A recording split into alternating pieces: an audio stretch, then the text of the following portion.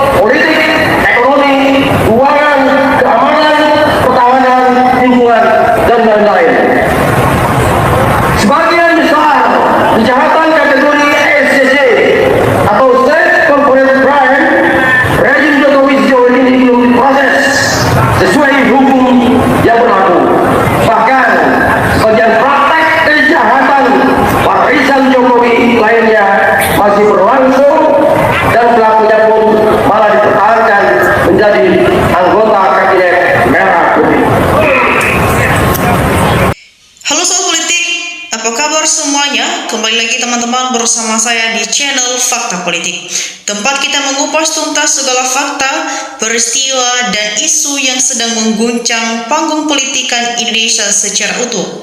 Nah teman-teman, hari ini kita dikejutkan dengan sebuah cuplikan video yang tengah viral dan menjadi perbincangan hangat di media sosial.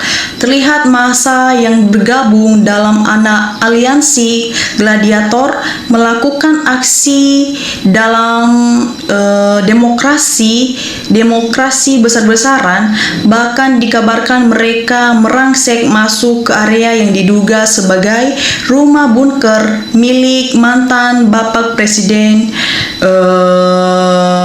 Joko Widodo. Nah, dalam video tersebut pagar tampak hancur dan massa menuntut keadilan agar dugaan berbagai pelanggaran selama masa jabatan beliau. Nah, teman-teman, pertanyaannya sekarang, apakah kejadian hari ini benar-benar terjadi secara real atau ini hanya sekedar hoaks yang sengaja disebarkan? Nah teman-teman, mengapa masyarakat tampak begitu geram hingga melakukan tindakan sejauh ini? Nah teman-teman, setelah kita lihat faktanya bahwa mereka ada membawa 6 tuntutan utama yang dibawa di aksi massa tersebut.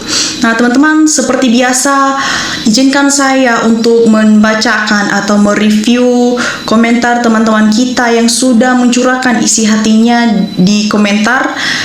Nah teman-teman, disampaikan oleh Gishui, ya Allah, turunkanlah orang-orang yang inginkan kejujuran untuk melawan kebohongan, ya korupsi yang mengurita.